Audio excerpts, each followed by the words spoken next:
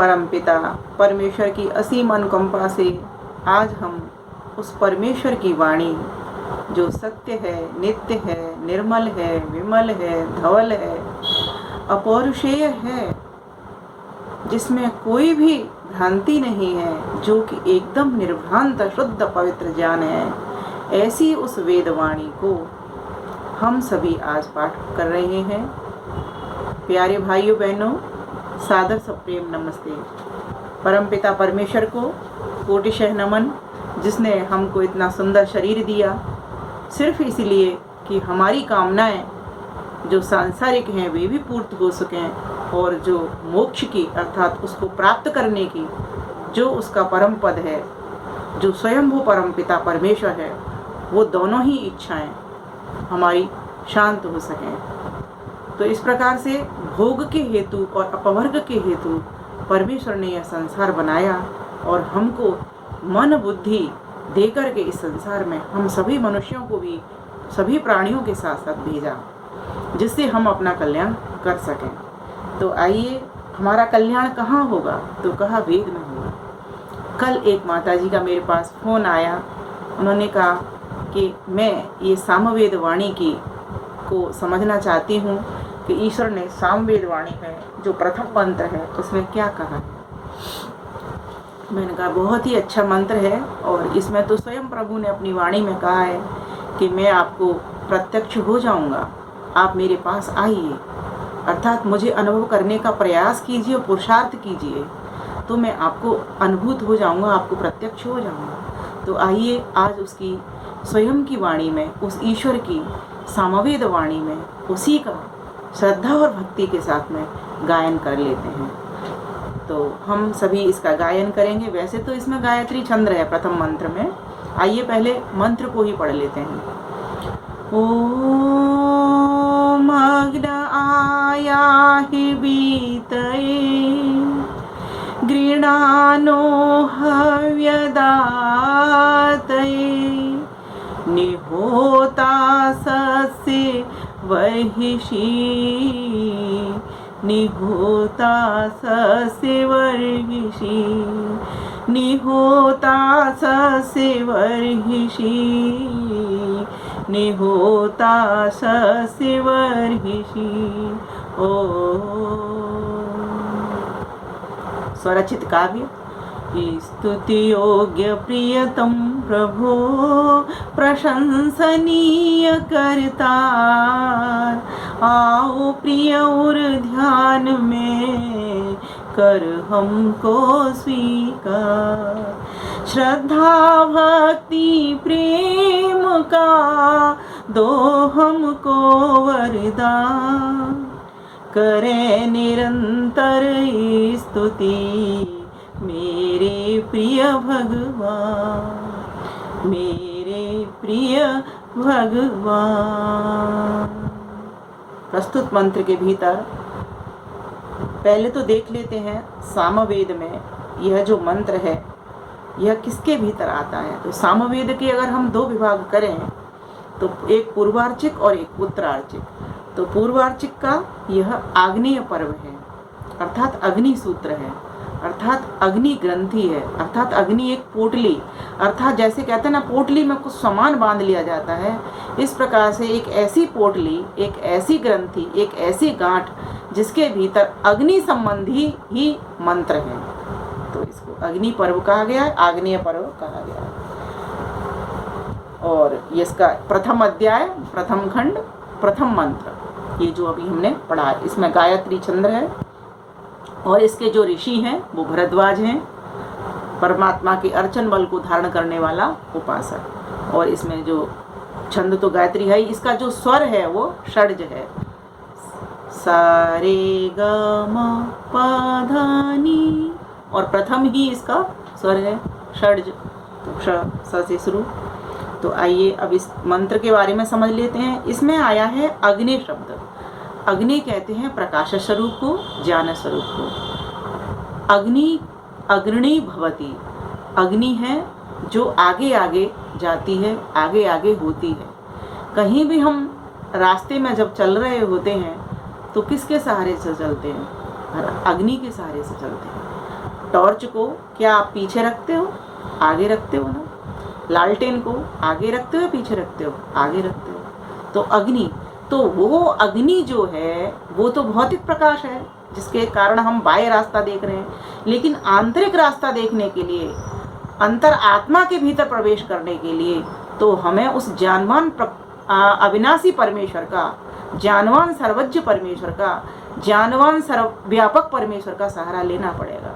तो यहाँ यही मंत्र में कहा गया है कि हे अग्नि, आप मुझे आगे आगे ले जाने वाले हो, मेरे पथ प्रदर्शक बने हुए हो, और मैं चाहता हूँ कि आपको प्राप्त करके और आपके रास्ते का अनुकरण करने वाला बनूं।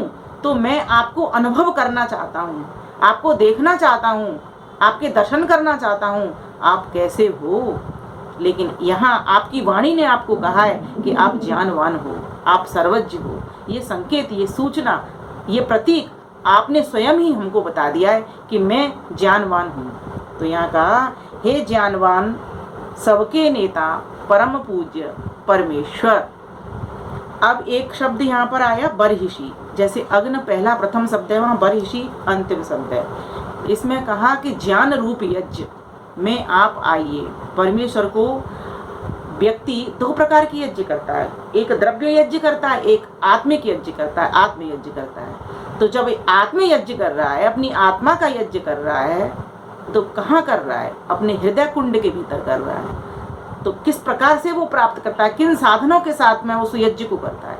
तो ध्यान साधना के माध्यम से उस यज्ञ में करता है। ध्यान साधना को वो सामग्री बनाता है, उसको, उसके द्वारा मन को उसमें जोड़ता है ध्यान के साथ में, तब जा करके उस परमेश्वर को, जो कि ज्ञानवान है, जिसका स्वरूप ऐसा भौतिक प्रकाश नहीं है, ये भौतिक प्रकाश तो हमारे लिए है, वो परमेश्वर तो ज्ञानवान है। तो उसके ज्ञान को प्राप्त करने के लिए, उस ज्ञानवान परमेश्वर को प्राप्त करने के लिए हम ज्ञान के द्वारा ही तो प्राप्त करेंगे। तो वो परमेश्वर कैसा है? अग्नि है। और क्यों प्राप्त करेंगे? क्योंकि वो हमको अपने से मिलाने वाला है। इस भाव को उठाएंगे, वो अपने से मिलाने वाला है। तो कहाँ बुला रहे हैं हम उसको? ज्ञान रूप यज्ञ में, ध्यान में उस परमात्मा को हम पाना चाहते हैं, क्योंकि ध्यान ही वो माध्यम है, ध्यान ही वो साधन है जिसके द्वारा उस परमात्मा को हम देख सकते हैं। और कोई भी काम हो तो बिना ध्यान के तो कोई काम होता नहीं। किसी भी वस्तु को प्राप्त करने के लिए आपको पहले उसका ध्यान करना पड़ता है। अब ईश्वर भी एक वस्तु है, लेकिन ये कैसी वस्तु है? ये चेतन वस्तु है। मैं भी चेतन हूँ और तू भी चेतन है, तो हमें बहुत सुविधा होगी मिलन में, दोनों में, क्योंकि अब रुकावट का पर्दा नहीं है। मैं आत्मा और तू मेरा परमात्मा, हम दोनों अब साथ साथ आ गए हैं। हे ज्ञानवान परमेश्वर, मैं तेरी सन्निधि, तेरी समीपता में आ गया हूँ। मतलब मैं आपको ये चाह रहा हूँ, आप तो मुझे जानते हैं कि मैं आपके समीप हूँ, लेकिन मैं नहीं अब तक जान रहा हूँ। तो हे ज्ञानवान परमेश्वर, मेरा पथ प्रदर्शन कीजिए। मैं ध्यान यज्ञ में, ज्ञान यज्ञ में आपको प्राप्त करना चाहता हूँ। इसीलिए आप मेरे हृदय मंदिर में, ये हृदय की यज्ञ वेदी है, इसके भीतर आप आइए। आया है, प्राप्त होइए, मुझे अनुभूत होइए, या आइए, एक ही बात है तो सही वो। तो इसलिए यहाँ पर क्या अर्थ लेंगे? अनुभूत होइए। अब देखो कितने सरल सरल शब्द हैं। अग्न आया है, अग्नि प्रकाश स्वरूप, ज्ञान स्वरूप, सर्वज्ञ परमात्मा, अंतर्यामी, सर्वांतर्यामी परमेश्वर, मेरे इस हवन कुंड में आइए। आत्मा रूपी हवन कुंड के भीतर आप अनुभूत होजिए, मुझको दर्शन दीजिए अपने, जिसको कहते हैं ना सामान्य भाषा में, दर्शन दीजिए। और कैसे दीजिए? इस प्रकार से दीजिए। तो कहा ज्ञान यज्ञ रूप, ध्यान के द्वारा आप मुझे दर्शन दीजिए, वर्हिषि। अब कहा गृणानः। अब गृणान शब्द को आप गुणगान से समझ लेंगे तो आपको कभी भूलोगे नहीं। आप स्तुति किए गए हो, सारा संसार आपका ही जय जयकार करने में लगा हुआ है। हम प्रभाती जब पढ़ते हैं तो उसमें क्या कहते हैं प्रभु से? तम त्वा सर्वम इज्जोह बीती, सारा संसार आपका ही तो स्तुति गान करने में लगा हुआ है। आप तो स्तुत्य हैं, आपकी सभी स्तुति कर रहे हैं और आप सभी से स्तुति किए जाते हो। तो प्रभु मैं भी आपकी स्तुति करने के लिए आपके समक्ष आ गया हूँ, अर्थात मैं आपको प्राप्त करना चाहता हूँ, आपके दर्शन करना चाहता हूँ। मैं इस अपने आत्म यज्ञ में यज्ञ कर रहा हूँ। मैं स्वयं आप होता के पास आ गया हूँ, मैं स्वयं भी होता बन गया हूँ इसका, और आपको ग्रहण करना चाहता हूँ। किस माध्यम से? आपका गुणगान करते हुए। क्यों? क्योंकि आप घृणानः हैं, स्तुति किए जाते हैं, सभी आपकी प्रशंसा कर रहे हैं, क्योंकि आपके भीतर बहुत सारे गुण हैं, अनंत गुण हैं, असीमित गुण हैं, और वे गुण सब मेरे लिए कल्याणकारी हैं, इसीलिए मैं आपको प्राप्त करना चाहता हूँ। फिर कहा होता, आप ही होता के दो अर्थ होते हैं। जब सृष्टि की सर्जना करता है परमेश्वर, रचना करता है तो सारे सामग्री दे देता है, और जब प्रलय करता है तो सारे सामान को ले लेता है। तो प्रभु आप हमारे दाता हैं, यहाँ पर अर्थ लेंगे हे प्रभु आप देने वाले हैं। और यहाँ किस चीज को मांग रहे हैं प्रभु से? ज्ञान को मांग रहे हैं, उसके ज्ञान को मांग रहे हैं, क्योंकि ज्ञान के द्वारा ही उस आनंद को प्राप्त किया जा सकता है। और वो कहाँ प्राप्त किया जाता है? तो इस आत्मा रूपी यज्ञ वेदी पर वो प्राप्त किया जाता है। तो ईश्वर का ज्ञान हमको कहाँ मिलेगा? जब हम आत्मिक होंगे, बाह्य कर्ण से हम अंतःकरण की ओर जाएंगे, आंतरिक आत्मा में प्रवेश करेंगे, अपने स्वरूप में उस परमात्मा स्वरूप को देखेंगे, तब जाकर के वो दर्शन होगा ना उसका। तो यहाँ पर यही बताया कि आप ही दाता हैं, वीतये, आप अपनी व्याप्ति से चारों ओर व्याप्त हैं। महर्षि दयानंद सरस्वती ने वीतये का अर्थ व्याप्ति लिखा है कि आप सर्वव्यापक हैं, आप व्याप्त हैं, आप मेरे भीतर भी व्याप्त हैं। और कितनी आसानी है, क्योंकि आप मेरे बाहर भी प्राप्त हैं और भीतर भी प्राप्त हैं, तो मैं भीतर आपसे बहुत आसानी से मिल लूंगा। आप चेतन, मैं चेतन, और आप मेरे भीतर बैठे हुए हैं, इसीलिए मुझे मिलने में आपसे आसानी होगी। बस थोड़ा सा मैं आपको समझने वाला बन जाऊं, आपके ज्ञान को भरने वाला बन जाऊं, तभी तो मैं आपकी स्तुति कर पाऊंगा। तो हे अग्नि स्वरूप प्रभु, प्रकाश स्वरूप प्रभु, मेरे हृदय मंदिर के भीतर आइए, मेरे हृदय के यज्ञ कुंड के भीतर आइए। मैं तैयार करके बैठा हुआ हूँ ध्यान में उन साधनों को, जिन साधनों के द्वारा मैं आपको प्राप्त कर सकता हूँ। मैं आपकी वेदवाणी को पढ़ रहा हूँ, श्रवण कर रहा हूँ, मनन कर रहा हूँ, चिंतन कर रहा हूँ, आपके ज्ञान को प्रत्यक्ष कर रहा हूँ आपकी वेदवाणी के द्वारा, लेकिन अभी मुझे वो अनुभूत नहीं हुआ है, प्रत्यक्ष नहीं हो रहा है। इसलिए मैं चाहता हूँ कि आपको प्रत्यक्ष कर लूँ। श्रद्धा की भेंट लेकर के आया हूँ, श्रद्धा की समिधा लेकर के आया हूँ, मैं स्वयं समिधा बन करके आया हूँ। प्रभु आप मुझे स्वीकार कर लीजिए। देखो किस तरीके से भक्त इसमें प्रार्थना उठा रहा है भगवान से। प्रथम मंत्र है सामवेद का, भक्ति कैसे पैदा होती है। हमारे हृदय में प्रकाश भरने के लिए प्रभु आप आइए, अर्थात मुझे अनुभूत होइए। हव्य दातये, और किसके लिए? जो मैं भक्ति कर रहा हूँ, प्रार्थना कर रहा हूँ, गुणगान कर रहा हूँ, आपकी स्तुति कर रहा हूँ, इसका फल तो आप मुझे दोगे ही दोगे। मैंने जो आहुति लगाई है इस ध्यान यज्ञ में, ज्ञान यज्ञ में, इसका आप मुझे फल तो दोगे ही, ये तो मुझे पता है। इसीलिए मैं आपके पास आया हूँ, और इसका फल है परमानंद की प्राप्ति। हव्य दातये, इसीलिए निसस्सी विराजो, मैंने हृदय मंदिर में आपके लिए आसन बिछा दिया है प्रभु। इस आसन पर मैं और आप दोनों बैठ करके एकाकार होना चाहते हैं। प्रभु मेरे हृदय मंदिर के भीतर विराजिए। हे प्रकाश स्वरूप, ज्ञान स्वरूप, अग्नि परमात्मा, आप हम सबके नेता हैं, प्रणेता हैं। मनुष्य मात्र को आप धर्म की ओर ले जाने वाले हैं, मोक्ष की ओर ले जाने वाले हैं, अपने आनंद को प्रदान करने वाले हैं, निरंतर उन्नति प्रगति की हमको प्रेरणा करने वाले हैं। प्रभु आप हमारे हृदय मंदिर में, इस यज्ञ कुंड में, इस यज्ञ वेदी में विराजमान हो जाइए। आप माना कि आप हो, लेकिन मुझे अनुभूत नहीं हो रहे हो, इसीलिए मुझे वो उपाय बताइए जिनके कारण कि मुझे आप अनुभूत हो जाओगे। मैं इस अग्नि की, यज्ञ कुंड की अग्नि को जलाना चाह रहा हूँ बार बार, लेकिन पता नहीं मेरी ध्यान की रगड़ में कहाँ कमी है कि ये बार बार मुझसे बुझ जाती है। प्रभु इस मेरी अग्नि को, ये मेरी अग्नि बुझ ना पाए, इससे मैं ठीक प्रकार से अंतरात्मा का दीपक जला लूं, अपना प्रज्वलित कर लूं। प्रभु आप मेरे सहायक बन जाइए। मैं उठा रहा हूं इसको, लेकिन मेरी अग्नि बुझ जाती है, ये बुझ ना पाएगी। समृद्ध से समिद्ध, समृद्ध से सुसमिद्ध हो जाए और आपसे जोड़ने वाली बन जाए। प्रभु मैं आपके दर्शन करना चाहता हूँ, मेरे ऊपर कृपा करिए। आपने बस इतना सा इसमें से सीखना है। होता, बर्हिषि, अग्न, आ, याह, बीतये, अब देखो दोबारा से इन शब्दों पे फिर जाइए। अग्नि ज्ञानवान परमेश्वर, आ या हे, आइए, प्राप्त होइए, अनुभूत होइए, हो गए ये 3 शब्द। वीतय और व्याप्ति से, क्योंकि आप सर्वव्यापक हो तो बहुत आसानी से मुझको प्राप्त हो सकते हैं।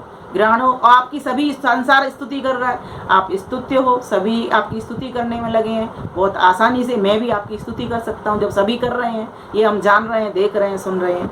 हव्यदातय, और जो मैं कर रहा हूँ उसका फल भी आप दे देते हो, है ना। जो मैं स्तुति प्रार्थना उपासना करूँ उसका फल मुझे प्राप्त होगा, क्योंकि आप न्यायकारी हैं, आप सबके साथ न्याय करते हैं। ऐसा नहीं कोई आपकी स्तुति प्रार्थना उपासना करे और आप उसका ज्ञान का फल, आनंद का फल ना दो, ऐसा हो नहीं सकता। ये मुझे आपके प्रति पूरा विश्वास है।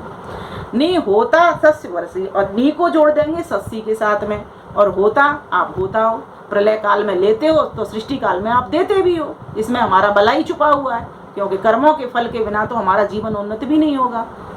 आपके न्याय को समझने वाले भी हम नहीं बनेंगे और स्वयं हम न्याय भी नहीं करेंगे। आपकी प्रेरणा पा करके ही तो हम न्यायकारी आपके गुण कर्म स्वभाव को वर्णन करते हैं। वरहिषि, इस प्रकार से हे प्रभु, आप हमारे इस हृदय मंदिर में आप आइए, ज्ञान यज्ञ रूप कुंड में, हवन कुंड में आप आइए। मैं आपकी शरण चाहता हूँ, आपकी सन्निधि चाहता हूँ, आपका आशीर्वाद चाहता हूँ, आपका कृपा चाहता हूँ, आपका वरदान चाहता हूँ। इस प्रकार से हम इस मंत्र का अपने हृदय के भीतर सभी भाव उठाने वाले बने और उसकी वाणी के द्वारा उस वेदपति को, जिसका ये ज्ञान है, उस वेदपति को, अग्नि परमात्मा को प्राप्त करने वाले बने। तभी हमारा इस मनुष्य जीवन में आने का साफल्य है। अन्यथा तो जैसी चदरिया ओढ़ी वैसी की वैसी धर देनी, कोई लाभ नहीं है। इसके लिए हम जागें, और कल नहीं, आज नहीं, अभी।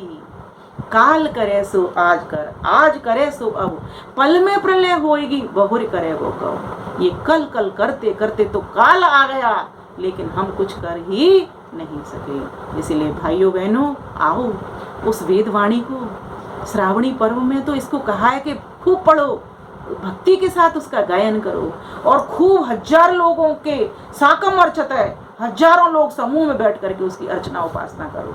तो आइए हम सभी भी उस परम पिता परमेश्वर की इस साम वाणी को साम गायन के द्वारा, आइए मेरे साथ पुनः बोलते हैं। देखो किस तरह से गायन करें, मधुरता के साथ में, रस के साथ में, स्वर ताल के साथ में।